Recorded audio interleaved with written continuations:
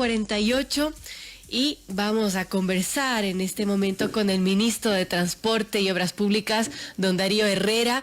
Y bueno, en estos momentos se está dando justamente estas mesas de diálogo entre el gobierno y la CONAIE para definir estos mecanismos de focalización. De hecho, los movimientos indígenas que impulsaron el paro nacional y el gobierno acordaron el pasado 29 de julio conformar una mesa técnica en el marco de estas mesas de diálogo, y esto para focalizar los subsidios a los combustibles. El ministro ha mencionado que durante estos diálogos ha entregado una propuesta interesante de focalizar a través de un plan piloto una alternativa que funcionaría con una tarjeta con cupos para adquirir combustible subsidiado. Pero obviamente es una propuesta porque la verdadera focalización se está construyendo en estos diálogos. Y si bien hay diferencias, también hay algunos consensos, algunos encuentros que se han podido dar. Ministro, gracias por estar con nosotros. Bienvenido. Y bueno, si bien usted ha mencionado que no hay espacio para ampliar, para dar más subsidios, en ese sentido también hay encuentros, hay consenso respecto a cómo se podría ir focalizando. ¿Cómo avanzan esas mesas de diálogo? El tema de la focalización de subsidios es una de las más importantes, más complejas también, pero ¿cómo estamos? Bienvenido, ministro, lo escuchamos. Muchas gracias, muy buenos días. Sí, efectivamente es una de las mesas más complejas y tratamos de analizar, resolver y generar propuestas para todos los ecuatorianos en conjunto con las organizaciones sociales para un problema que lleva 3 décadas, 30, 40 años ahí latente, ¿no? Y es algo muy, muy complejo de analizar. Pero en todo caso, yo creo que luego de 4 sesiones presenciales que hemos tenido ya con las organizaciones sociales, la última fue ese día viernes, donde se decidió armar esta mesa técnica para ya entrar de lleno en la parte muy puntual hacia a quién debemos focalizar y cómo se tiene que focalizar, esas grandes preguntas, quién y el cómo. Y luego de cuatro reuniones, de 4 días de trabajar taco a taco con ellos, pues hemos encontrado de que hay muchas más coincidencias que diferencias. Y lo importante es que hemos tratado de mantener ese diálogo para poder construir sobre esas coincidencias y no discutir sobre nuestras diferencias. Y eso es muy importante porque genera un ambiente muy, muy ameno, muy productivo, diría yo, sobre el cual se puede trabajar de manera fluida. Y esa ha sido la tónica en esas 4 reuniones, en esos 4 días de trabajo presencial.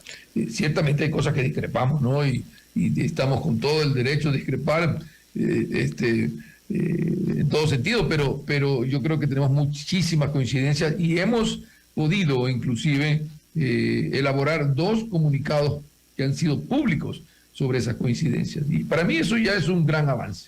El hecho de sentarnos sobre una mesa y decir, coincidimos en muchas cosas, ¿no? Coincidimos, por ejemplo, en que los subsidios son temporales o deberían ser temporales. Coincidimos en que los subsidios tienen que beneficiar a las personas que realmente los necesitan. Coincidimos en que tienen que ser eficientemente entregados.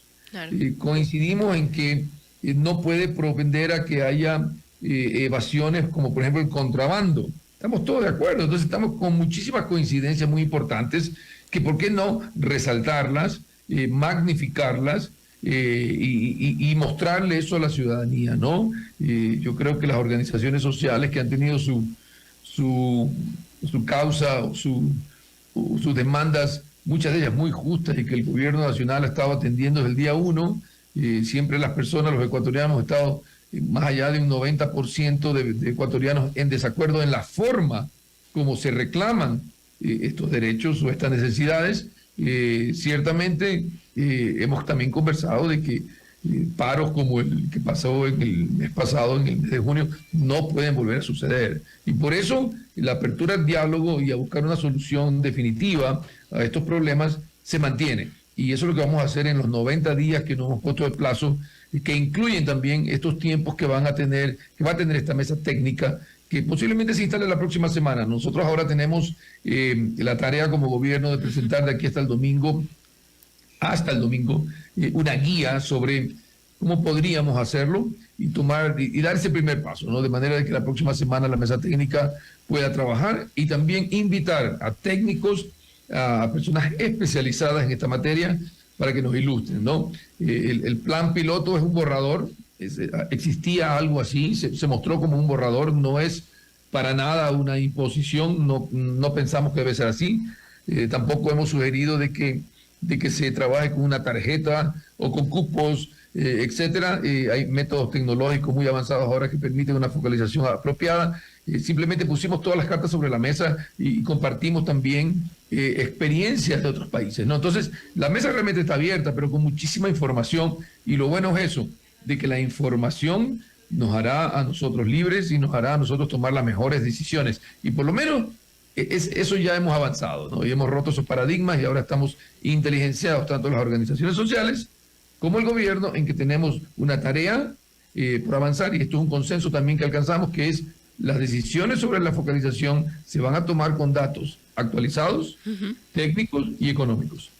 Muy importante, y enhorabuena por esas coincidencias. Una de las coincidencias, ministro, es que los ahorros generados, por ejemplo, de la focalización deberán necesariamente beneficiar a la población con indicadores críticos de pobreza y vulnerabilidad. Una deuda que se ha tenido y qué bien que se la tope, ¿no? Es correcto, y eso creo que fue una de las primeras coincidencias, ¿no? Personas con gran vulnerabilidad, y no solamente en las provincias de la Sierra Centro, de las cuales vienen la mayoría de personas de las organizaciones sociales, pero también de todo el país. Yo creo que el otro día recibimos también a organizaciones sociales de Galápagos, por ejemplo, preocupados por el alza del combustible en las islas. Recibimos o hemos estado atentos a las necesidades de las comunidades y las organizaciones sociales en la costa, ¿no? Cómo esta parte productiva, estas unidades productivas en la costa se asemejan a las unidades productivas en la sierra, en qué incide realmente el alza del precio del combustible, la coincidencia en que tiene que ir, además de ir a las personas que más necesitan, también no afectar al sector productivo del país. No podemos tomarnos el riesgo en este momento de que afecte esto al sector productivo del país cuando ya estamos empezando a recuperarnos. El paro, usted bien sabe, nos dejó un daño, un hueco de $1.000 millones. Es algo que es muy duro recuperar. Entonces, primero, no podemos volver a tener algo similar. Es imposible. El presidente Guillermo Lasso se preocupa por las necesidades, especialmente de las personas de la Sierra Centro, la Amazonía, de las organizaciones sociales. Usted mire solamente un ejemplo. Más de $70 millones en créditos del 1% a 30 años plazo. Y atomizado en más allá de casi 30.000 beneficiarios. Más del 50% mujeres, emprendedoras de la ruralidad. Eso realmente es atención social. Cuando dicen que no hay atención social, están equivocados. El gobierno del presidente Guillermo Lasso quizás es uno de los gobiernos que más ayuda social, dólar por dólar, preocupación por preocupación, ha entregado a las comunidades y a las organizaciones sociales. El combate a la desnutrición crónica infantil, que tiene para este año $334 millones de presupuesto. Jamás en la historia se había pensado en atacar un problema tan vital, que es el combate a la desnutrición crónica infantil.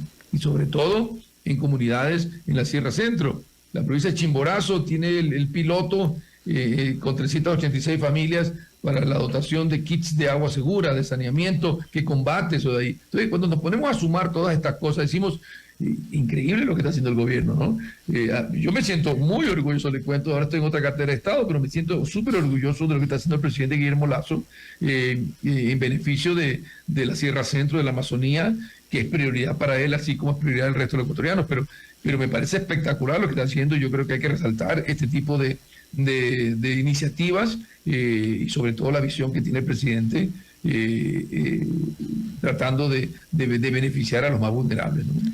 Y bueno, importante esta bandera que ha tomado el presidente de combatir la desnutrición crónica infantil, y justo en estos micrófonos hablábamos con varios expertos, politólogos, y que decían, bueno, ¿por qué no está dentro de esas 10 mesas que se dialoga con el gobierno y la CONAIE? ¿Por qué no está en primer lugar el tema de la desnutrición crónica infantil? Y tiene que estar, por ejemplo, hablando de combustibles. Eso son cosas que no se entiende, ministro, pero para no desviarnos del tema, Y volviendo a estas propuestas que existen sobre la focalización de subsidios, los grupos indígenas, movimientos indígenas hablaban de que se debería, por ejemplo, dividir en 3 grupos de la población, la una que por su nivel de ingresos puede pagar el precio real sin subsidio, otra, por ejemplo, como el transporte público y los vehículos productivos, y otra de las zonas agrícolas y las zonas rurales que pagarían un menor precio. ¿Usted ve viable esas propuestas? ¿Cómo llegar a consensos,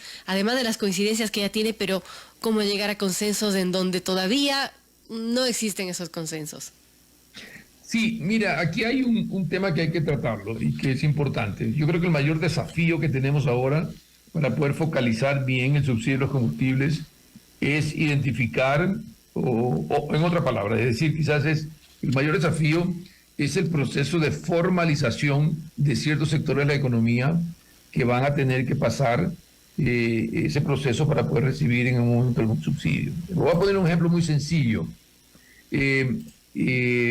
Una persona que trabaja, por ejemplo, en bienes raíces y que es broker de bienes raíces, un corredor, y que utiliza su vehículo personal para sus actividades diarias de trabajo, debería o no tener un subsidio al combustible. Está siendo parte de la cadena productiva, ¿no? A diferencia de una persona que tiene dinero y que tiene un vehículo de alta gama y que no necesariamente debería recibir un subsidio de combustible, ¿ok?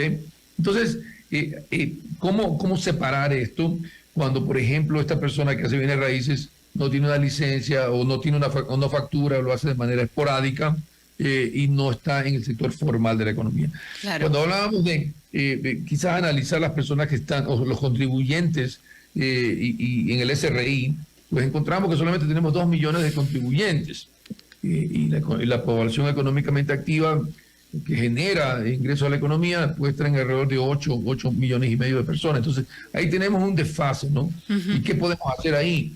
Es un proceso de formalización. Entonces, eso lo vuelve un poco más complejo, ¿no? Porque no hay la información, no hay cómo identificar. Y por eso siempre nos quedamos entrampados de que quizás al beneficiar a un sector perjudicamos a otro y se vuelve el cuento de nunca acabar. Entonces, eso es lo que se va a tratar en esta mesa técnica. Y por eso estamos viendo no solamente una, sino varias variables, de manera que podamos tomar una decisión muy acertada y después de eso, obviamente, ponerlo a consideración de la ciudadanía, porque yo estoy muy, por mi lado, no soy dueño de la bola de cristal, y yo creo que incluso con las organizaciones sociales pues vamos a tener una linda propuesta que todos los ecuatorianos van a tener que validar. La corresponsabilidad de esta propuesta, que tiene que nacer en conjunto, deberá ser tratada con otros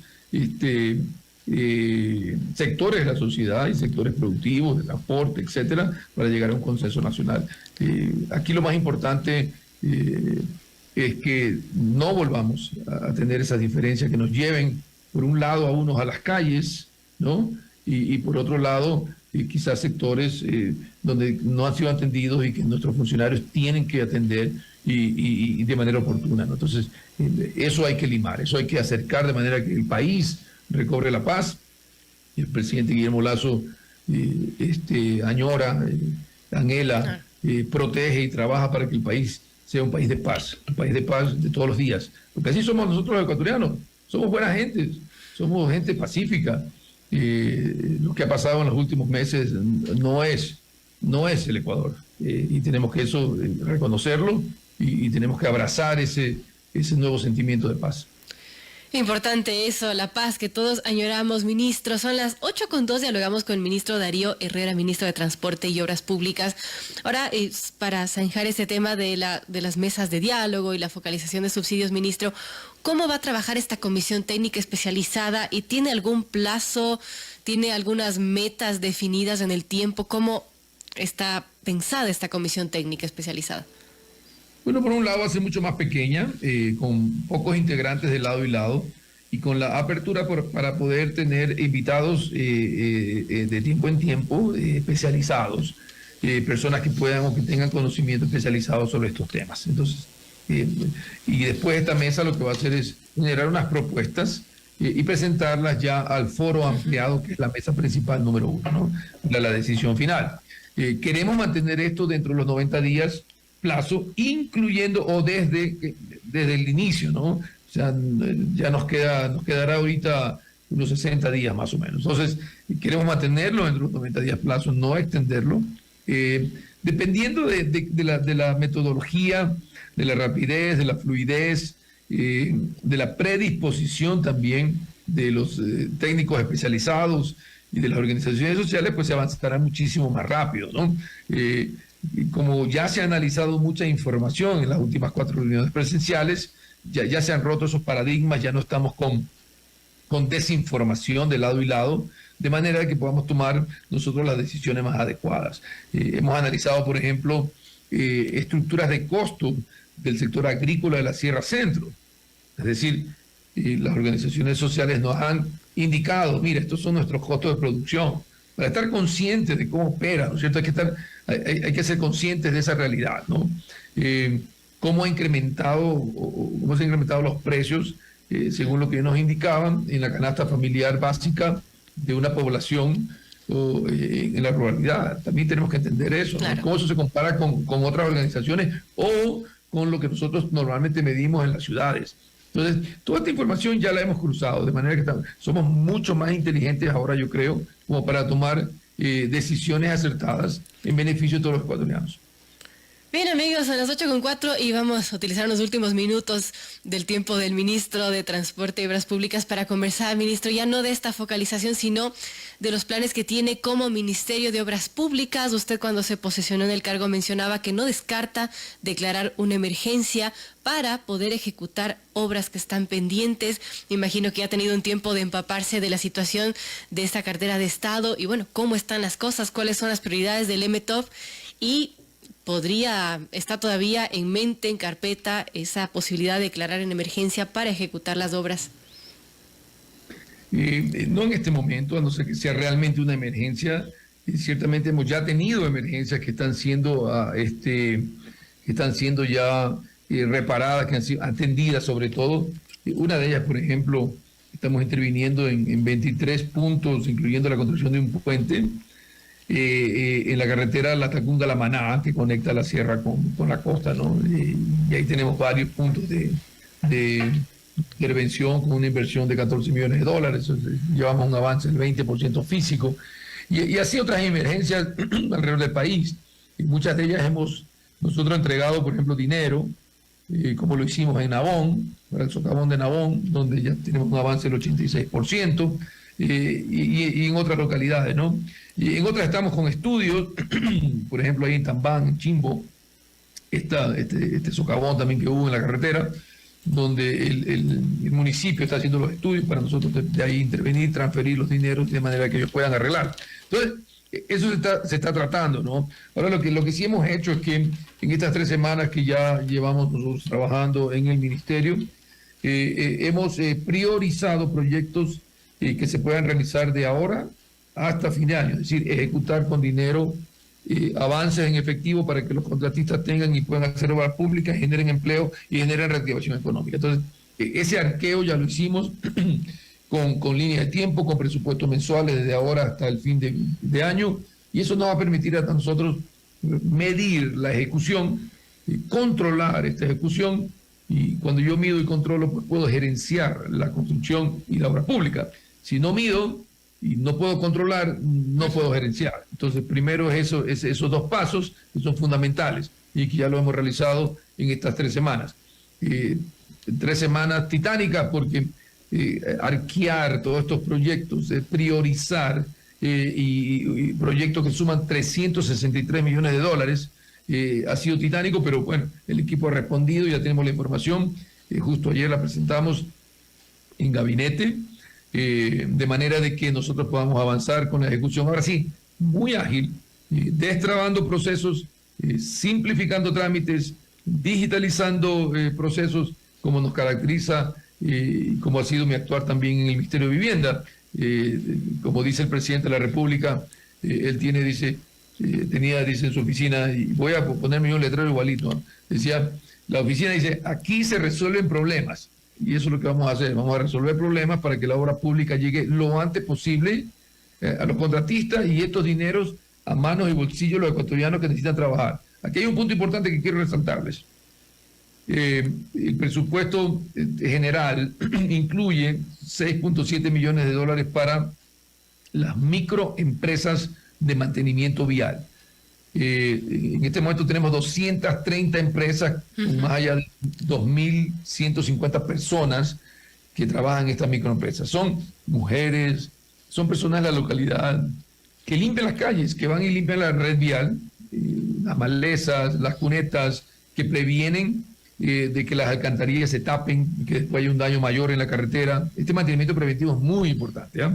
Y este dinero llega a los bolsillos de cada una de estas familias, ¿no? Y me acuerdo de una señora que me dijo que estaba muy agradecida porque estaba pagándole el colegio a su hijo, que su hijo se pudo graduar porque ella puede trabajar limpiando la carretera. Yo digo, ¿por qué no duplicar esto, no? ¿Por qué no triplicar si es necesario? Claro que sí. Y así vamos, ¿no? De hecho, yo he ordenado de que dentro del presupuesto reorganicemos para duplicar estos esfuerzos, para fortalecer, y de hecho estamos pensando en hacer una convención nacional, invitarlos a todos a un gran estadio y tener un día ahí de integración con todas estas personas, con todas estas familias que trabajan todos los días para llevar pan a sus casas, pero también para mantener las carreteras limpias, para mantenerlas en buen estado, en beneficio de los ciudadanos, ¿no? Entonces, que lo hable, ¿no? A mí me parece espectacular, yo creo que esas iniciativas tenemos que multiplicarlas. Importante, entonces, ministro, 363 millones en vialidad para este 2022 que se espera ejecutar en totalidad de este presupuesto para diciembre. En manos de contratistas hasta ahora ya tenemos 96 millones de dólares de esos 363. En contratos un poquito más allá de 200, es decir, ya está contratado. Nos queda por contratar el resto. Ahí tenemos una gran porción que son proyectos de la reconstrucción de Manabí, que tenemos que evacuar de manera expedita, que no se ha hecho en los últimos 7 meses, y eso va a acelerar nuestra ejecución presupuestaria. Y lo bueno es que nos vamos a ir entrevistando cada mes, ¿no? Iremos viendo el proceso de ejecución y cuánto llevamos, y como es medible, yo creo que me motiva también a levantarse bien temprano para ir a trabajar y poder ejecutar estas obras. Claro que sí, ministro, estaremos ahí mes a mes tomándole la tarea. Gracias al ministro Darío Herrera, ministro de Transporte y Obras Públicas, por conversar con nosotros. 2 temas importantes, y el uno, cómo avanza la focalización de los subsidios a los combustibles, y el otro, cómo avanza también su gestión y la inversión que se va a hacer en vialidad, sobre todo en este año. Gracias, ministro Darío Herrera, por estar con nosotros.